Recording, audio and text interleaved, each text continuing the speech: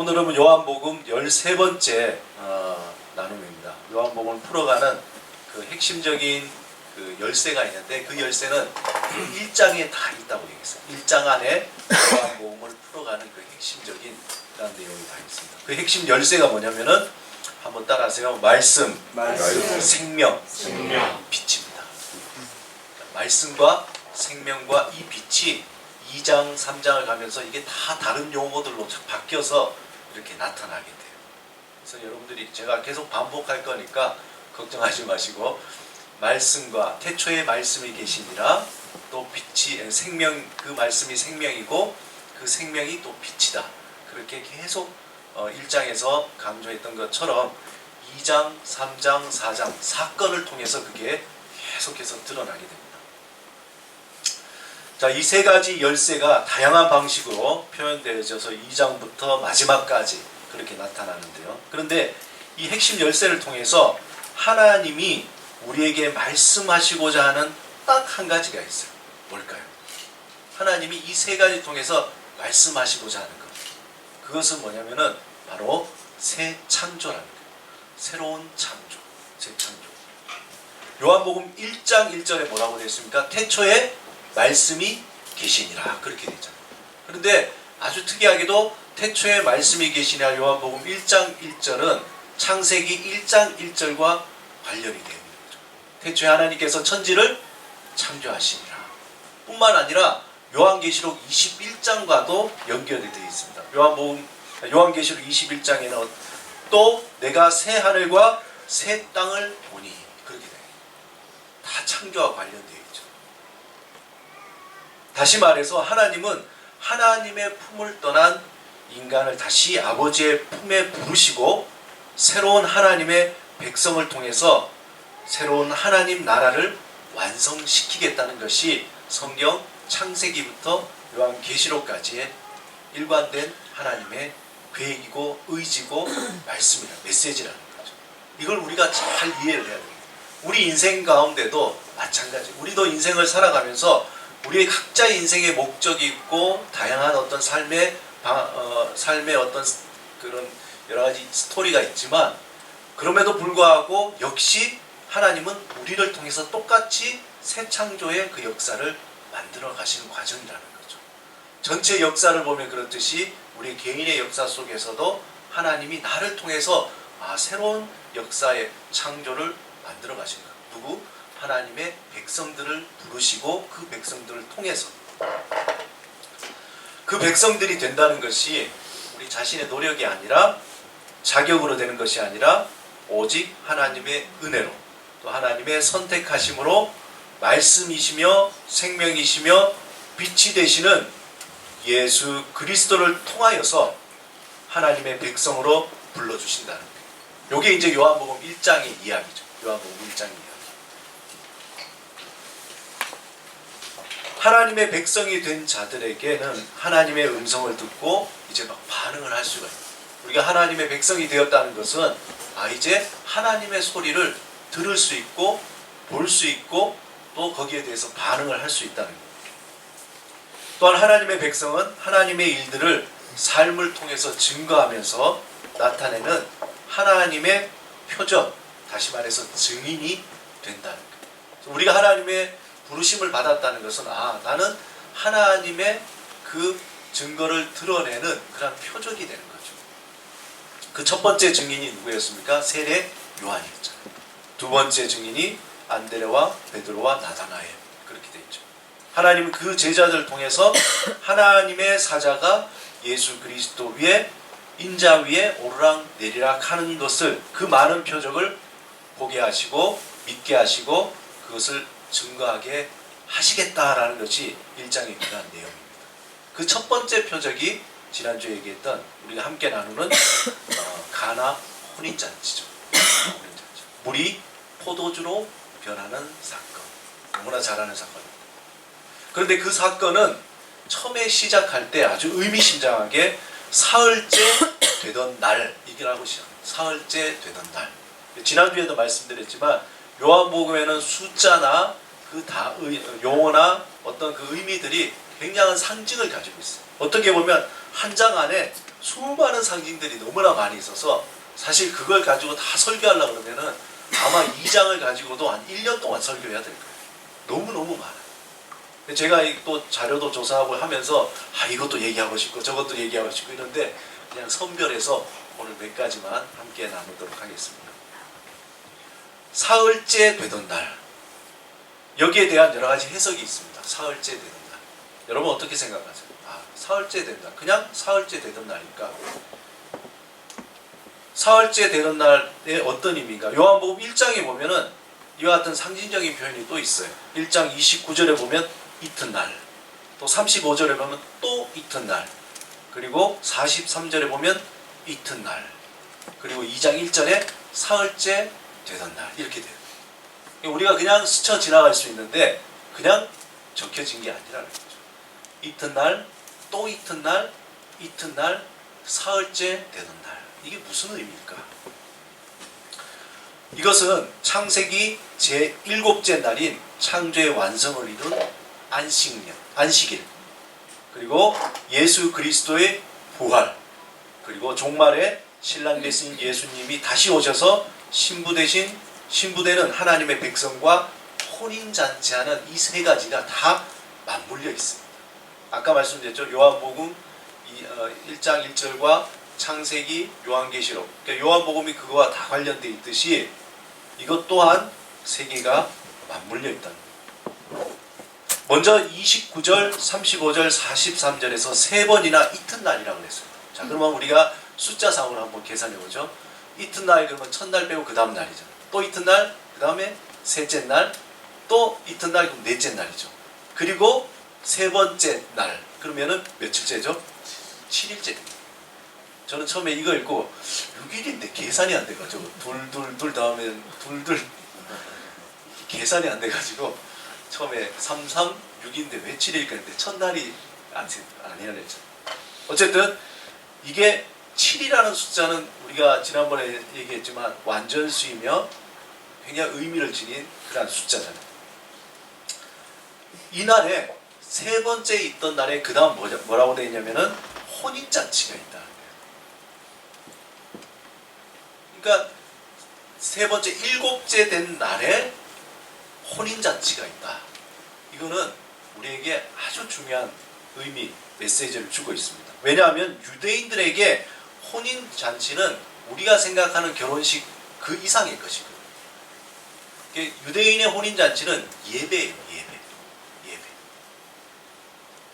그들은 혼인잔치를, 종말의 혼인잔치를 앞당겨서, 그리고 그것을 그들이 지금 맛본다고 생각하고 혼인잔치를 하는 거예요.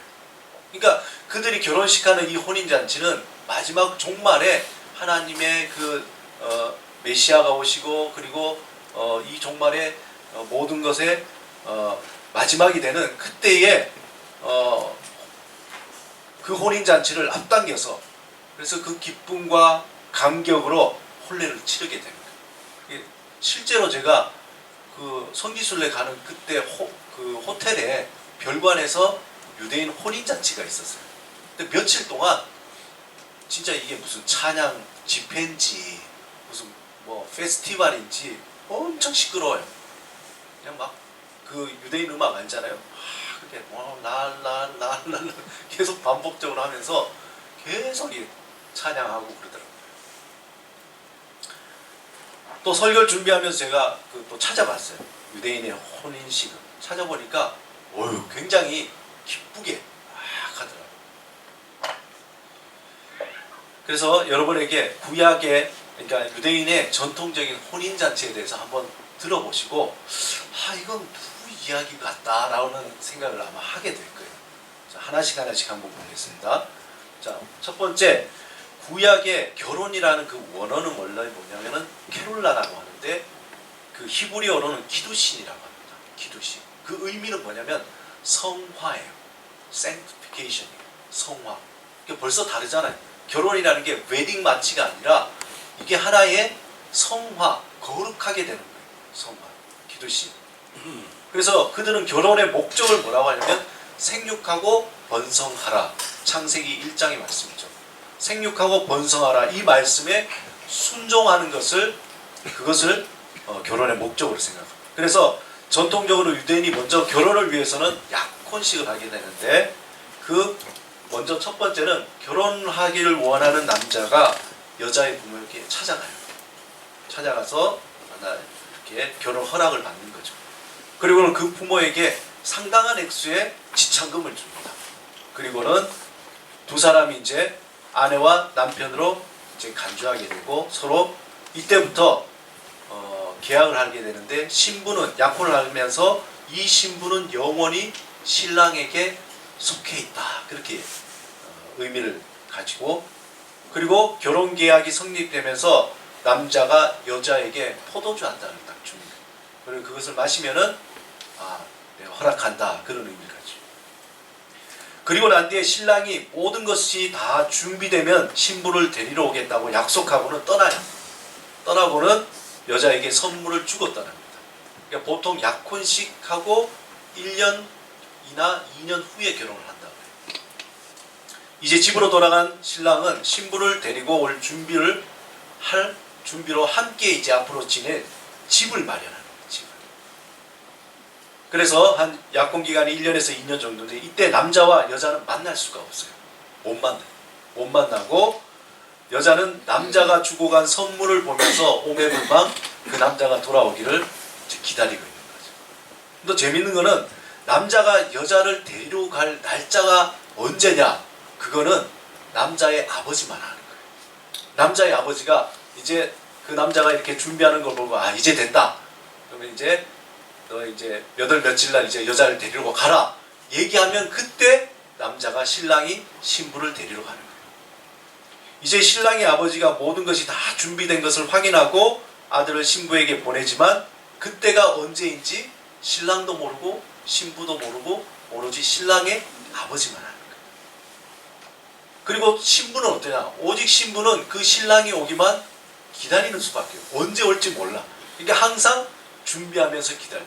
예전에는 지금 뭐 많이 바뀌었겠죠. 예전에는 신랑이 이제 막 사막을 건너오기도 하고 멀리 와야 되기 때문에 때로는 도착하는 때가 한밤중일 수 있는 거예요.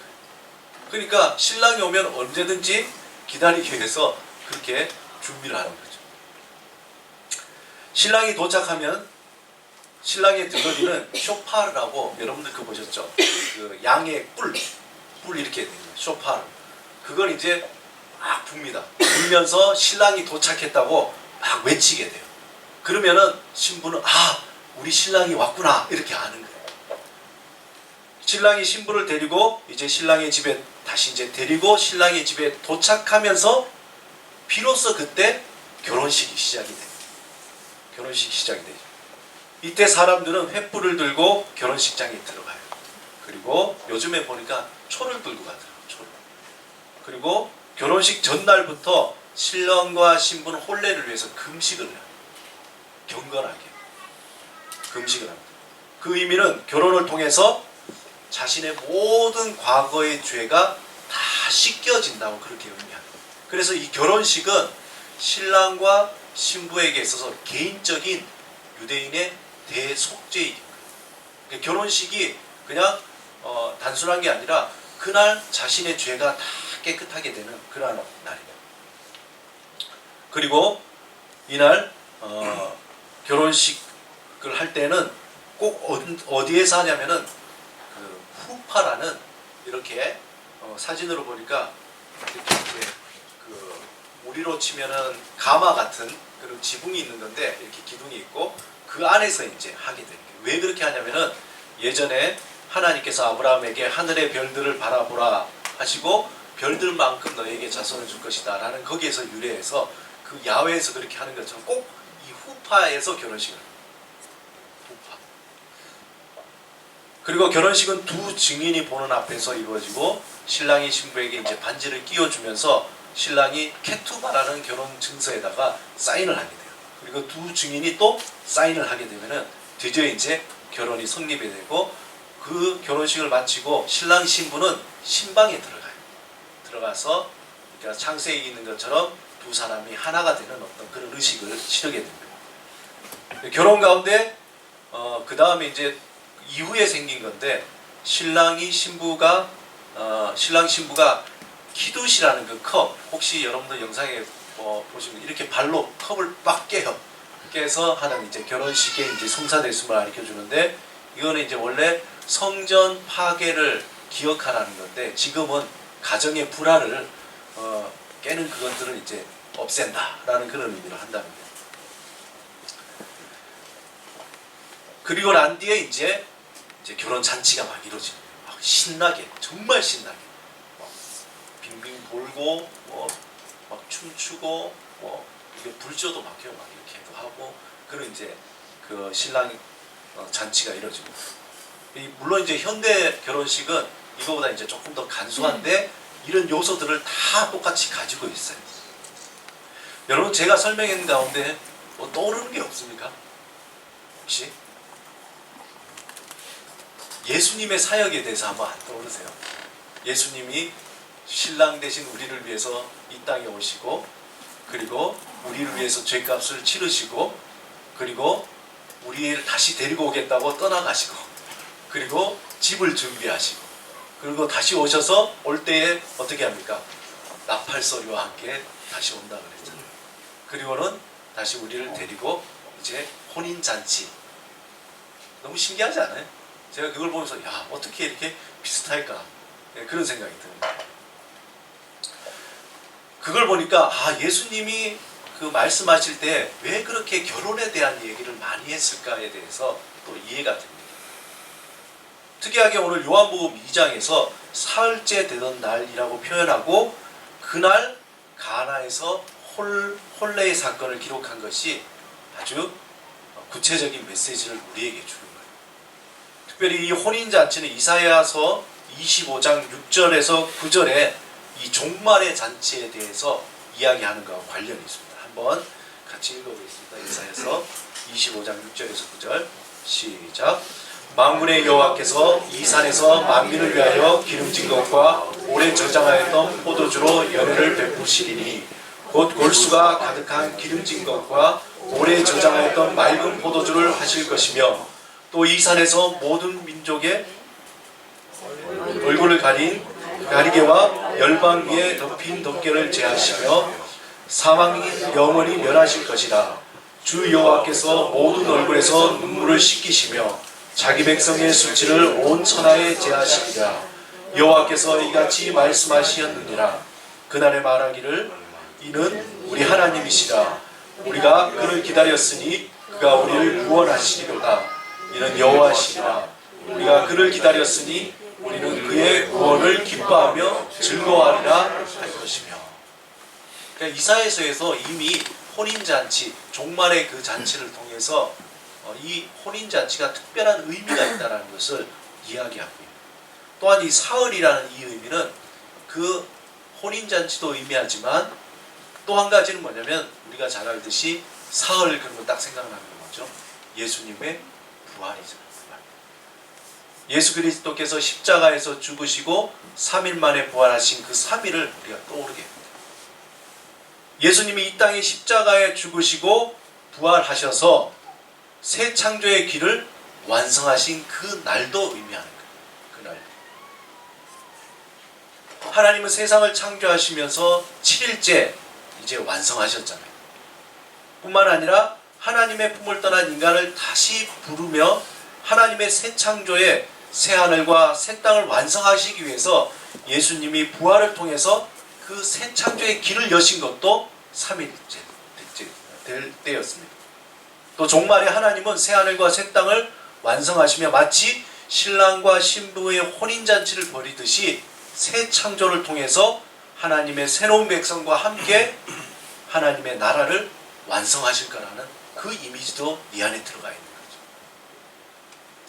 그 놀라운 장면, 2장 그 서두에 사흘째 되던 날 갈릴리 가나에 혼례가 있어.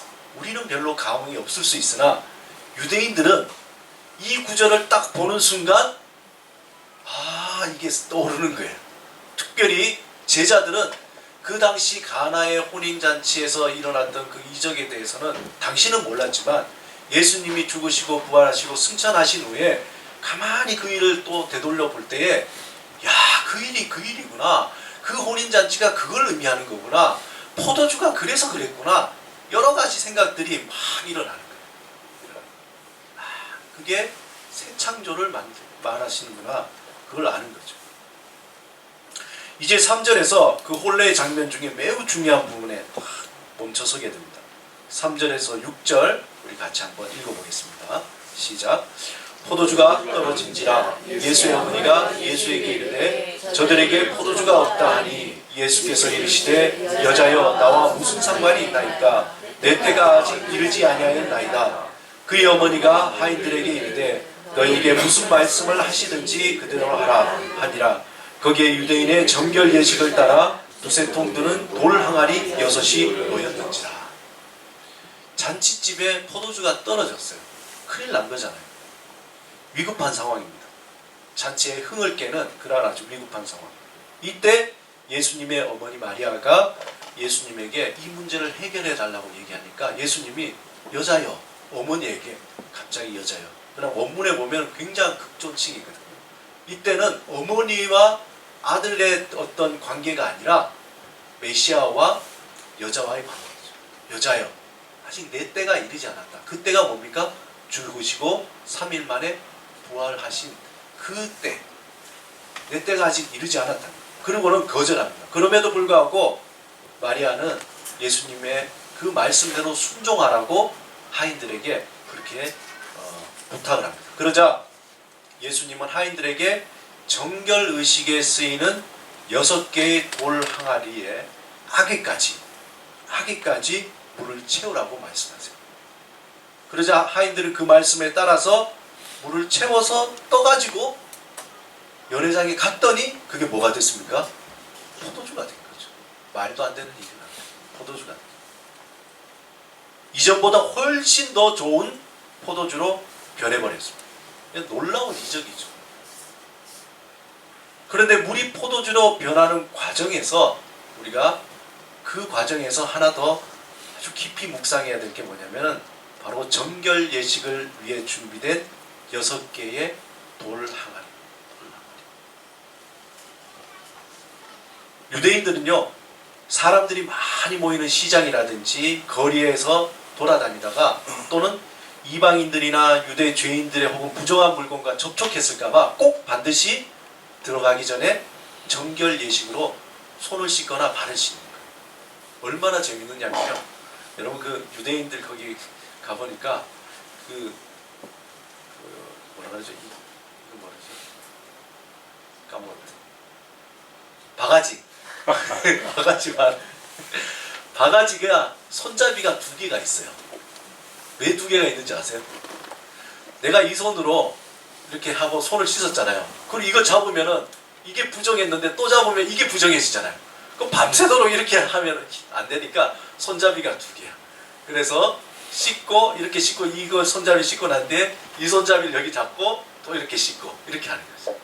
그 정도로 그 사람들은 정결 의식에 대한 강박이 있는 거예요. 예루살렘 그 성지에 보니까 저희들이 성지순례할 때 들어갔던 문 이름이 덩게이트예요. 우리로 번역하면 똥문이에요. 똥문. 너무 웃기잖아요. 아니 성전에 아니 거기 보면은 금문도 있고 뷰티풀 미문도 있고 여러 가지 문이 있는데 문이 똥문이야. 똥문. 왜 똥문이냐 물어봤더니 거기에 온갖 부정한 것들은 글로만 나오는 거예요. 근데 만약에 부정한 게 다른 데로 혹시 이렇게 나가면은 사람이 찝찝하잖아요. 이 문에 혹시 부정한 게 있을까? 그러니까 이 똥문에는 항상 부정한 것이 나오기 때문에 출구를 하나로 만든 거죠. 그 정도로 이 사람들은 정결 예식이 중요한 거예요. 왜? 이 부정한 자는 어떻게 됩니까?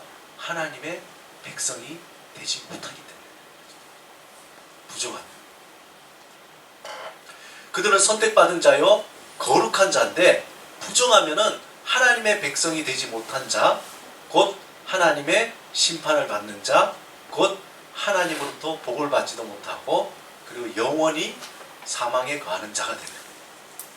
그러니까 이 정결 의식에 대해서는 아주 강박적으로 가지고 있는 게 유대인들이죠. 그래서 유대인들은 어떤 외부에 갔다가 오면 반드시 이것을 씻어야 돼요. 심할 때는 목욕까지 하는 거예요. 찜찜하면. 그런 의미에서 성스러운 혼례 예식, 혼례 예식이 그냥 파티가 아니잖아요. 예배라 그랬잖아요. 그 예식에 들어가는 데에 당연히 정결 예식을 해야 되죠, 그 사람들. 그러니까 거기에다가 항아리가 있는데 한 개도 아니고 6개가 있다는 얘기는 아주 큰 혼례 또는 큰 혼례이기 때문에 보통 한 집에 하나가 있는데 이제 여러 집에서 이제 빌려왔을 수도 있죠. 그런데 숫자가 몇 개죠? 6개라는 거예요. 이게 또 의미가 있잖아요. 6이 6이 뭡니까? 완전수 7에서 하나가 빠진 거잖아요. 불완전하다는 거예요. 그걸 의미하는 거죠. 그 얘기 뭐냐면은 유대의 이 정결 예식은 불완전하다는 거예요. 그러면은 완전하기 위해서는 어떻게 해야 됩니까? 새로운 정결 의식이 필요하다는 거예요. 누구를 통해서? 예수 그리스도를 통해서 새로운 정결 의식이 필요하다. 이 얘기는 뭐냐면 유대의 율법과 정결, 유대의 그 시대는 이제 끝났다는 거예요. 그리고 새로운 시대가 도래했다는 거죠. 요한복음에서 저자는 왜 이 장면을 기록했을까? 여기에 새 창조의 중요한 과정과 대가가 있다는 것을 보여주는 거예요.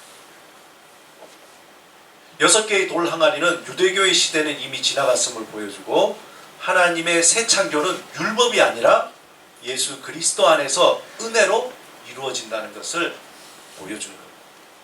이전의 포도주와는 비교할 수 없는 좋은 포도주, 유대교의 율법이 결코 줄 수 없는 풍성한 기쁨과 새 창조가 이제 예수 그리스도를 통해서 이루어진다는 것을 그 메시지를 보여주는 거예요. 이 장면이 주는 더욱 깊은 의미는 새 창조는 새로운 정결 의식이라는 과정을 통해서 이루어져요. 이제 다음의 이야기가 뭐냐면 성전 청결이에요. 그것도 정결 예식입니다. 또 나옵니다. 계속해서 반복적으로 새로운 창조. 6개의 돌 항아리는 불완전한 유대의 정결 의식을 의미하고 이제 하나님과 새로운 정결 의식은 곧 예수 그리스도의 고난과 죽음을 통해서 새롭게 열리게 되고 그것을 통해서 새 창조가 이루어진다라는 것을 말합니다. 그래서 이전에 유대의 율법을 통해서 하나님의 백성이 되는 길이었지만 이제는 그 길은 불완전한 길이고 이제는 새로운 길 예수 그리스도를 통해서 새롭게 열린 길을 통해서 하나님의 새로운 백성이 되고 하나님의 새로운 기쁨을 가지게 되고 새로운 소망을 가지게 되고 그렇게 살아가게 된다. 그 중심에는 예수 그리스도를 통한 하나님과의 화해, 정결함이 있다는 거예요. 그 새로운 정결 의식으로 예수 그리스도를 통해서 죄 씻음을 받고 죽음에서 생명으로 심판에서 용서로 변화된다는 거예요. 되게 이론적인 것 같은데 제가 지금 원리를 얘기하고 있는 거예요. 중요한 성경적인 원리를 얘기하고 있는 거예요. 사랑하는 여러분, 하나님의 새로운 백성은 예수 그리스도 안에서 정결하게 된 자들입니다. 율법이 아니라 은혜로 정결함을 받은 자입니다. 물이 포도주가 되듯이 말도 안 되는 일이 그 안에서 일어나게 된다는 거예요. 하나님의 새로운 그 백성을 통해서 새 창조의 사역을 지속적으로 하나님은 이루시길 원해요. 말씀드렸잖아요. 태초에 하나님이 천지를 창조하시부터 계속해서 그 창조는 이루어지고 종말에 완성이 됩니다. 역사의 어떤 시작과 마지막이 있듯이 우리 인생에서도 시작과 마지막이 있고 그런 가운데 하나님은 역사를 통해서도 움직이시지만 우리 개인의 삶을 통해서도 또 새 창조가 이루어 가시는 겁니다. 그런데 그 새 창조는 예수 그리스도가 하늘 보좌를 버리시고 자기를 비우고 목숨까지 버리신 헌신과 포기 가운데 이루어졌다는 것. 그걸 잘 기억하셔야 돼요. 그렇다면 우리 또한 우리 안에 우리 삶의 새 창조를 위해서는 이루기 위해서는 동일한 헌신과 포기가 있어야 됩니다. 이것이 우리에게 남겨진 그리스도 안에서의 정결 의식이라는 것. 다시 한번 말씀드리는데 반드시 새 창조는 정결함을 통해서 이루어집니다. 그 정결함은 하나님 앞에서 자기를 내려놓는, 또 자기 자신을 포기하는 과정 속에서 이루어집니다. 큰 원리 가운데 우리가 예수님이 그렇게 이루신 것처럼 이제 우리 안에서 또한 새 창조가 이루기 위해서는 자기 포기와 헌신이 있어야 된다. 하나님 앞에서 나의 욕심과 헛된 소망을 내려놓는 자기 포기, 하나님 앞에서 나의 여러 가지 꼼수를 깨닫는 거야. 왜냐하면 그렇게 살아왔더니 고통밖에 없어. 그러면서 하나님 이제 나를 내려놓습니다. 나의 꼼수를 내려놓고 하나님 앞에 내 생각과 의지가 정결하게 되기를 하나님 앞에 내놓는 거예요. 우리의 생각의 깊은 곳에 자리 잡고 있는 교만과 욕심과 거짓이 예수 그리스도의 보혈로 정결하게 되기를 구해야 됩니다. 그러한 가운데에 우리 안에서 그것이 정결함으로 이루어지면서 우리 안에 새 창조가 일어나는 거예요. 새 창조가. 내가 새롭게 오늘도 새롭고 내일도 새롭고 날마다 새롭게 계속 창조돼요. 그러면서 그 새 창조를 통해서 우리 삶의 열매들이 맺히는데 놀랍게도 물이 포도주가 되듯이 새로운 변화들이 우리에게 일어나기 시작합니다. 저는 지금 원리를 얘기하고 있는 거예요. 나의 열정이 아닌 이제 하나님의 열정으로, 나의 소망이 아닌 하나님의 산 소망으로, 나의 열심이 아닌 하나님의 열심으로 내 삶이 움직여지기 시작하는 거예요. 우리가 얼마나 분주하게 살아갑니까? 얼마나 많은 생각을 합니까? 얼마나 많은 일을 시도하고 애를 씁니까? 그러나 그 많은 것들이 새로운 창조가 아니라 우리에게 다 부메랑으로 날아오잖아요. 나의 욕심 때문에, 나의 야망 때문에, 나의 여러 가지 헛된 소망 때문에 그것이 다 우리에게 돌아와서 우리를 절망하게 하고 낙심하게 하고 후회하게 하고 그렇게 변하는 거죠. 그래서 이제 나의 야망이 아닌 하나님의 뜻이 나를 사로잡게 됩니다. 예수 그리스도 안에서 나를 더욱더 정결하게 할 때 하나님의 산 소망을 품고 하나님의 열정으로 하나님의 뜻을 이루어가기를 간절히 자꾸 갈망하게 됩니다. 그 갈망함이 구체적인 열매를 만들어내기 시작합니다. 사랑하는 여러분, 미화 십자가 공동체가 그러한 하나님의 열정과 소망으로 충만해지길 바랍니다. 우리 각자가 하나님 앞에서 정결함으로 새 창조의 열매를 만들어가길 원합니다. 우리의 속사람은요, 새 창조를 기다리고 있는 거예요. 하나님께서 우리 예수 그리스도 안에 이미 심겨둔 이 생명은 새 창조 자라기를 계속 기다리고 있는 거예요. 하나님은 인격적인 분이시라 우리가 열 때까지는 가만히 계시는 거예요. 우리가 이미 하나님의 백성이 됨에도 불구하고 나의 뜻과 나의 의지대로 계속 살아가면은 하나님은 그냥 그대로 두시는 거예요. 하나님, 내 의지가 뭔지 잘 모르겠습니다. 혹시 나의 의지가 정말 나의 욕심으로 되고 또 나의 생각이 그저 나의 야망인지 하나님 나를 정결케 하시고 그 생각을 바로 보게 하시고 고치게 하시고 그런 어떤 갈망함으로 하나님 앞에 나갈 때에 그때 하나님이 깨닫게 하시고 바로 보게 하시고 이제 일하시기 시작한다. 우리의 가정은 새 창조로 새로워지기를 기다리고 있습니다. 이 땅은 새 창조를 통해서 억눌리고 낙심하고 가난하고 참으로 소망이 없는 자들이 뭔가 새롭게 일어나길 기다리고 있습니다. 하나님은 예수 그리스도 안에서 자기를 정결하도록 자신을 내려놓고 하나님께 갈망하는 자를 지금 찾고 있는 거예요. 그들에게 새로운 영으로 새 창조의 역사를 만들어 가실 겁니다. 우리 교회가 그러한 교회가 되기를 소망합니다. 더욱더 생명을 읽고 살아가는 아주 이 소비적인 이 거리에 이곳에 새로운 생명을 불어넣는 그러한 미화 십자가 공동체가 되기를 간절히 소망합니다. 저와 여러분이 이 시대 가운데 정말 미약하지만 우리 삶의 작은 부분에서 새로운 창조의 그 새싹을 피우는 그 하나님의 백성이 되기를 원합니다.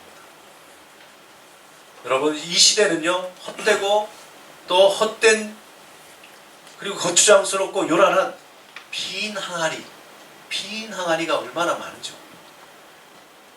이 시대는 창조적인 소망을 만들어내는 하나님의 생명으로 가득 찬 항아리가 필요한 거예요.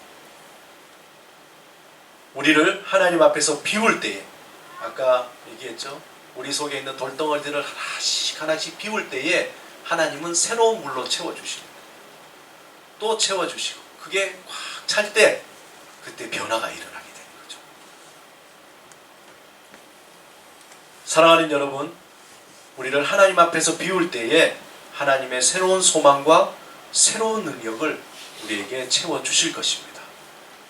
그 소망, 그렇게 되기를 날마다 아멘, 아멘, 그렇게 되기를 원합니다. 그렇게 소망하시고 헌신하시고 결단하시는 저와 여러분이 되시기를 주님의 이름으로 축원드립니다. 이 시간에 말씀을 생각하시면서 우리 같이 한번 기도하겠습니다.